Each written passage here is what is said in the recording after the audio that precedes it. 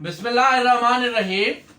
आज का लेक्चर 516 ए सीआरपीसी से रिलेटेड है कि अगर कस्टम की जो कोर्ट है या कस्टम अथॉरिटीज है या क्रिमिनल केसेस के दौरान कोई ट्रायल कोर्ट में कोई केस प्रॉपर्टी है या किसी भी मुकदमे में जो केस प्रॉपर्टी है उसका किसी केस में मतलूब है और अदालत में या कस्टम अथॉरिटीज के पास या किसी भी मुकदमे में वो केस प्रॉपर्टी जमा है, तो उसे दौरान केस प्रोसीडिंग कैसे निकाला जाए और अगर वो केस प्रॉपर्टी निकालनी हो, अपनी कस्टडी में लेनी हो अदालत से, तो उसके क्या ग्राउंड्स हैं। My name is Ghulam Sajjad Gopal. I am MBA Finance first position holder from IBA University of Sindh Jamshoro. I am LLB first position holder from Quaid-e-Azam Law College Nawab Shah Sindh.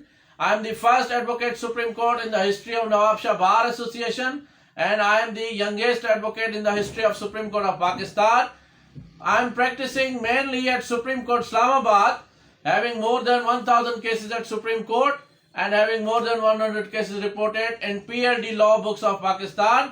My most famous cases are 2019 SCMR, page number 2063, and the other one is PLD 2020 Supreme Court 293. My WhatsApp number is 0333268262. If you want to have a legal advice, you can drop a message on my WhatsApp number. इसमें जब भी आप custody of case property के लिए apply करेंगे तो उसमें चंद grounds आपने याद रखने हैं। सबसे पहला ग्राउंड होता है कि there is no rival claimant as owner. अगर आप ही ओनर क्लेम कर रहे हैं और किसी ने उस केस प्रॉपर्टी को क्लेम नहीं किया ओनर की हैसियत से, तो आपका सबसे बेहतरीन ग्राउंड है। दूसरा आपका ग्राउंड यह है कि during pendency of the case, जो केस प्रॉपर्टी है, जो आपका सामान है, आपकी गाड़ी है, आपकी कोई भी चीज है, वो केस चलते चलते 2 साल 5 साल 10 साल लग जाए तो इनडेफिनेट पीरियड तक के लिए उस केस प्रॉपर्टी को अदालत में या किसी जगह पे छोड़ा नहीं जा सकता। जैसे गाड़ियां माल मसरूका की थानों में पड़ी पड़ी गल सड़ जाती है, ट्रकें गल सड़ जाती है, किसी को आग लग जाती है, किसी के इंजन निकाल दिए जाते हैं, तो वो दूसरा बहुत इंपॉर्टेंट ग्राउंड है। तीसरा ग्राउंड ये है कि अगर आप किसी गाड़ी के कस्टडी के लिए जा रहे हैं और वो किसी क्राइम में इन्वॉल्व है, तो आपने ये साबित करना है कि आपको उस क्राइम के बारे में कोई इल्म नहीं था और आपकी जो गाड़ी है वो आपने या तो रेंटर कार में दी थी या गुड फेथ में किसी शख्स को दी थी। उसने अगर क्राइम में यूज की है तो वो आपके नॉलेज में ये चीज नहीं थी कि ये जो सामान है या ये गाड़ी है किसी क्राइम में इस्तेमाल होने जा रही है। आपने गुड फेथ में दी, इसलिए आपको कस्टडी का हक है। सबसे जो बेहतरीन जजमेंट है आपने ज़हन में रखनी है सुप्रीम कोर्ट की, वो है 2014 SCMR page number 1536।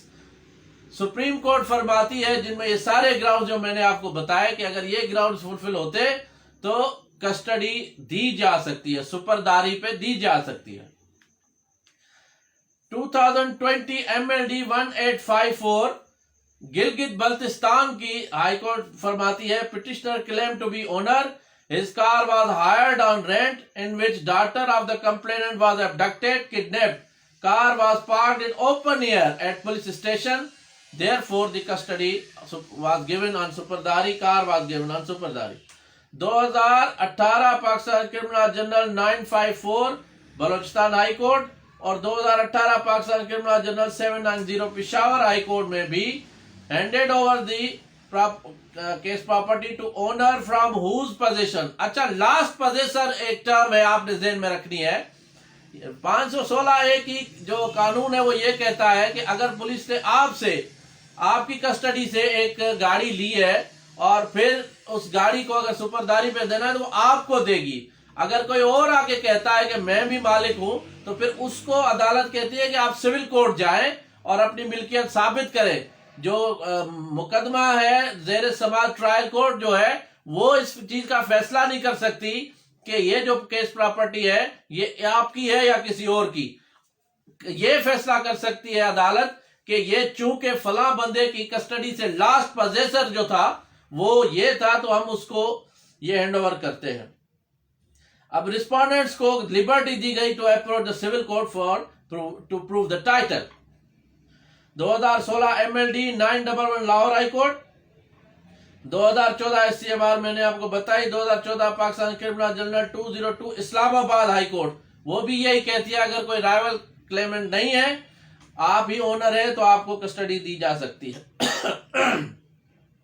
2014 YLR notes 21 में लाहौर हाई कोर्ट और 2014 MLD 932 में पेशावर हाई कोर्ट फरमाती है कि अगर कोई राइवल क्लेमेंट ना हो तो कस्टडी दी जा सकती है।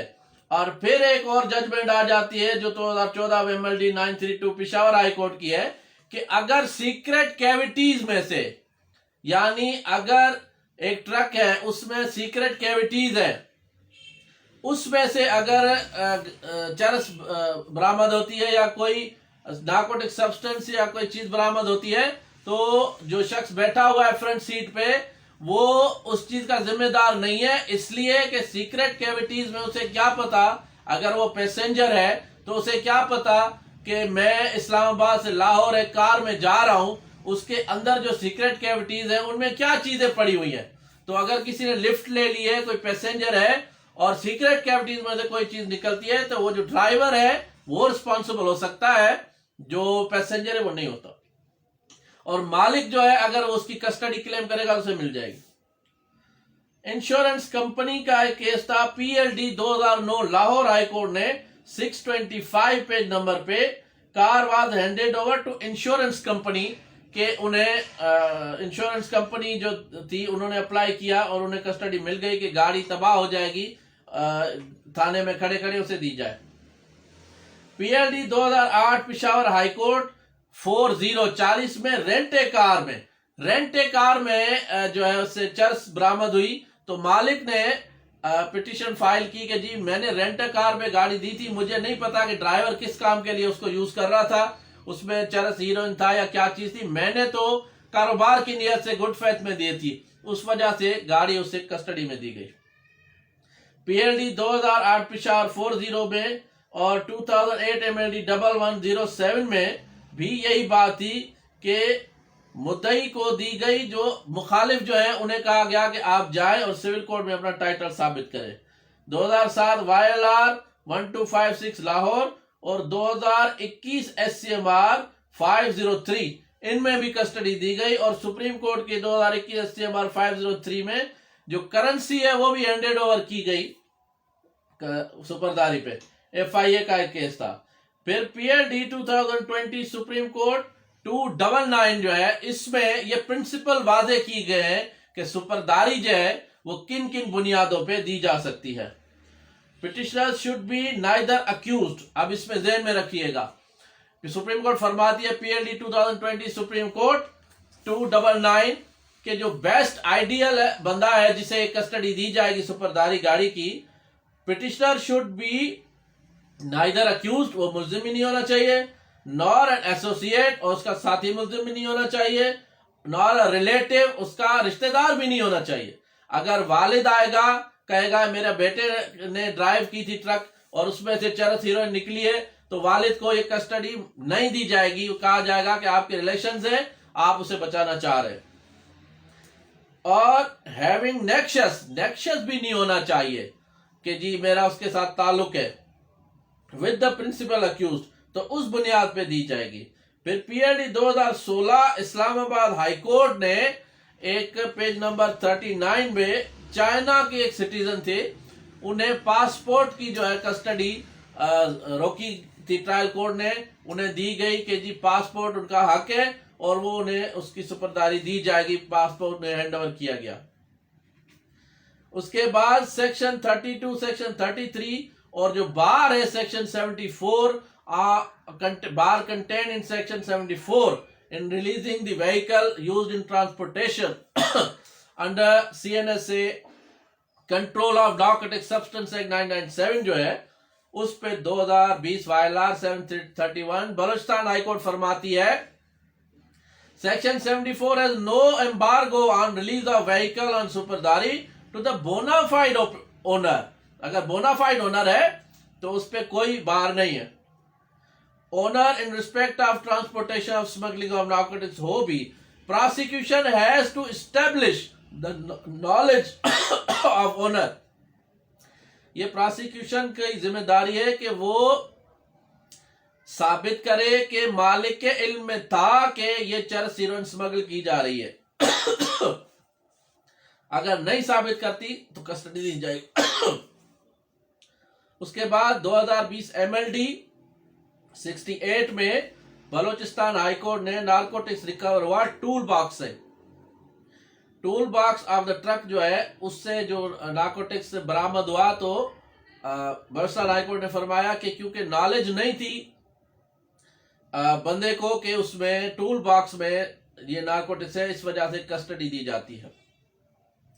2020 पाकिस्तान क्रिमिनल जर्नल 284 में पेशावर हाईकोर्ट कहती है कि अगर कोई राइवल क्लेमेंट नहीं है तो फौरी तौर पे गाड़ी दी जाए। अच्छा, एक बहुत ही इंपॉर्टेंट और इंटरेस्टिंग केस लाहौर हाईकोर्ट का है कि सीसीपीओ पे 2 लाख रुपए जुर्माना आयद किया गया। 2020 पाकिस्तान क्रिमिनल जर्नल 1144 में लाहौर हाईकोर्ट फरमाती है कि गाड़ी की कस्टडी जो है उनका हुक्म हुआ तो उन्होंने नहीं दी कि जी ये केस प्रॉपर्टी में शामिल है, तो उस पे 2 लाख रुपए जुर्माना डाला गया कि आपने ये गाड़ी ये चीज इनको कस्टडी में नहीं दी जिससे इसका नुकसान हुआ है, अदालत के हुक्म की जो है वो खिलाफ वर्जी हुई है, 2 लाख रुपए भी इसको भर कर दे। अच्छा, अब डिस्प्यूट ऑफ ओनरशिप भी है, फिर भी कस्टडी दी गई है लास्ट पल्सर को 2020 वायलार नोट्स 3 में और 2020 वायलार 606 में। फिर 2020 Pakistan criminal journal 848 Lahore high court फरमाती है कि नाजिर के पास अगर केस प्रॉपर्टी जमा है, अगर नाजिर कोर्ट के नाजिर के पास केस प्रॉपर्टी जमा है तो इससे कोई पर्पस सर्व नहीं होता, इससे कोई फायदा नहीं होता। जो मालिक है उसे कस्टडी इंटरिम कस्टडी पे दी जाए श्योरिटी की बुनियाद पे कि वो जो चीज है उसकी नुकसान में ना जाए, क्योंकि नाजिर के पास अगर खड़ी होगी वो पड़ी रहेगी गाड़ी और वहां पे गाड़ी तबाह हो जाएगी। आपको पता है पाकिस्तानी कौम हम लोग कितने अजीम लोग हैं, सरकारी चीजें तो जो है वो हम सब अपने बाप का माल समझ के खा जाते हैं और वहां से इंजन निकाल लेते हैं, टायर निकाल लेते हैं, तभी तो ये मुल्क तबाह हुआ है। अच्छा, उसके बाद 2020 MLD 1854 और 1254 गिलगित बल्तिस्तान हाईकोर्ट की, और वो भी रेंटा कार थी और कोई राइवल क्लेमेंट नहीं था।